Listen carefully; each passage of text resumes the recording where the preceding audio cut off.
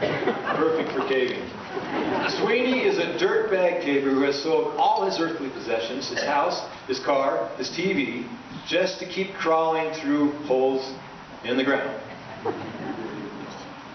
This is Jonathan Sims, probably the most experienced caver on our expedition.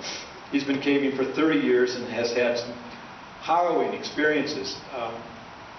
He was once in caving in Mexico, and he actually went to the pub and told some of his cave diving buddies that if they don't hear from him, to check out what's happening in Mexico. Well, when he was caving in Mexico, it started to rain very heavily, and he got trapped in the cave. And he spent 10 days underground, trapped, until his buddies at the pub realized there was a problem, bought plane tickets, flew down to Mexico, brought their cave diving equipment, and saved his butt. He has some really incredible experiences. Okay, so here's a picture of Vietnam. Our expedition is heading to Phong Nha Ke Bang National Park, located in central Vietnam.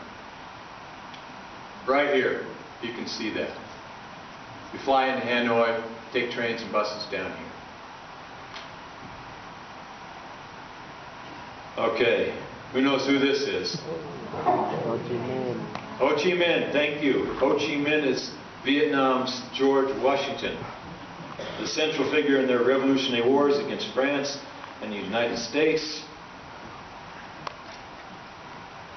Although, don't get the idea that Ho Chi Minh was necessarily a good guy. That's kind of a hagiographic myth. He was a ruthless murderer. He ordered the execution of tens of thousands of landowners, intellectuals, teachers, and political opponents. So, although he's the father of the nation, he's not a good guy. Vietnam today is not what most Americans imagine. It's not a poverty-stricken, war-torn country where most people ride bicycles, despite this picture. I just like the picture. Actually, most people ride scooters in Vietnam. I'm sure people in the audience have been there.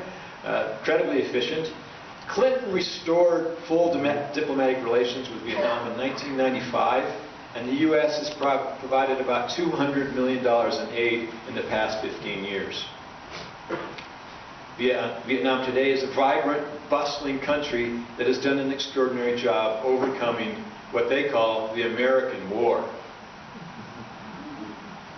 Although the country is only a quarter larger than Wyoming, it has 100 million citizens. So, what is that? 200 times the population of Wyoming. About a third of whom live in cities. The U.S. is Vietnam's major export partner. Vietnam exports what many of you are wearing in the audience right now. Check your labels. Clothes, backpacks, shoes. Both Nike and the North Face have huge factory systems in Vietnam. Okay, so it took us a few days to get down to Phong Nha Ke Bang National Park. It's in the middle of the country. It's a landscape of sheer limestone mountains clogged with heavy foliage because of all the rain. Much like in France, village homes are made of brick with tile roofs and huge gardens. Vietnam was a colony of France for about 60 years. Note what apparently looks like a pond in the middle of the rice field. Actually, this is a bomb crater. The infamous Ho Chi Minh Trail, which was really just a web of trails, passes right by the park and all the caves. The Viet Cong often hid in these caves during American bombing raids. Early in the American-Vietnam War, bicycles were the primary form of transportation along the Ho Chi Minh Trail, often carrying over 500 pounds of equipment and supplies.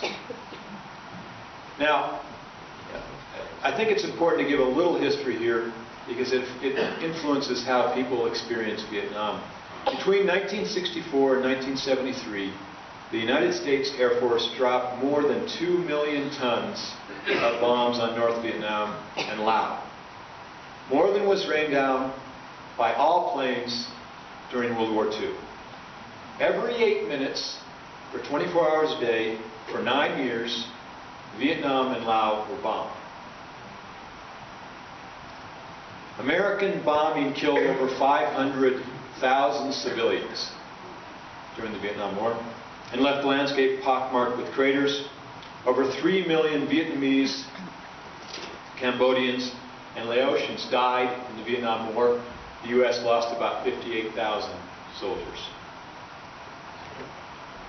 Also during the war, millions of gallons of Agent Orange, a toxic herbicide that causes birth defects for generations because it gets into the soil and it gets into the plants, were sprayed over vast regions of Vietnam. According to the Geneva Convention, Agent Orange is a chemical weapon. There are 3 million victims of Agent Orange in Vietnam today. Now, as a side note, those who could not hide in caves, there are a lot of caves in Vietnam, dug tunnels by hand to protect themselves and their families from the bombing. My wife and I went to these tunnels, the Vinh Moc tunnels near Da Nang on the Gulf of Tonkin. This was a typical underground living space. Contrary to popular belief, most tunnels were dug by civilians trying to protect their families, not by the Viet Cong trying to infiltrate American lines. During the 60s, thousands of Vietnamese were living permanently underground. 60 families lived in the Vinh Moc tunnel complex for 6 years, from 1966 to 1972. 17 babies were born 75 feet underground in the Vinh Moc tunnels. But that's kind of ancient history in one way. 75% of the population of Vietnam were born after the end of the war, 1975. So we had a great welcome, and many of them don't remember the horrors of the war. So 40 years later, our team of crazy cavers arrived, and the first order of business is to go shopping for food for an expedition when you get there. And honestly, the Brits are terrible at this. They don't know how to do it. They just got noodles. So here's a bunch of noodles, boxes and boxes of this top ramen, right? This is all this is. And then we go, got some vegetables, local market. We bought some fuel. We knew the cave is so big, we knew we'd be underground for days, if not weeks. So we have an MSR stove, get the fuel off the local filling station. And after a couple of days of organizing our food and equipment, we set off westward into the jungle in search of what we hope will be the largest cave in the world. There are 10 cavers, 20 porters, myself, a non-caver, and National Geographic photographer Carsten Peters, who is quite an experienced caver. Here's Carsten. All the really good pictures in this show are Carsten's. Now, most of our gear, for those of you who are into gear things, was packed in dry bags. But of course, the porters' gear, they just carried in their rice bags. You can see that on the back of this dry bag. Now, this guy on the left with the hat is named Ho Khan. And his father was killed in one of the American bombing raids, and he took cover as a young boy in the caves in this region. He survived Vietnam by hiding in these caves. Subsequently, he hunted and fished. And he's the only one who actually knew where the entrance to this cave was. The Limburgs had hired him the year before, paid him a full-time wage to just search for the entrances to caves. So, going through the jungle in Vietnam, I'm sure a lot of you have been to Southeast Asia. It's incredibly dense, thick. We spent most of the time going along streams. This was a lot easier than bushwhacking, faster. Here we have Sweeney on the left, Clarkey, one of our many Vietnamese porters, and expedition leader Howard Limbert. It took us 3 days of jungle hiking, often passing through remote villages of indigenous mountain people to reach the entrance to the cave. These are the people the French called the Montagnards. They are largely subsistence farmers, living primarily off pigs, chickens, and rice. They sell a little bit, but mostly they eat it. Now here's the first glimpse we get of the entrance of the cave after 3 days of hiking. We camped right at the opening, cooking over wood fires, putting our tents up in the sand.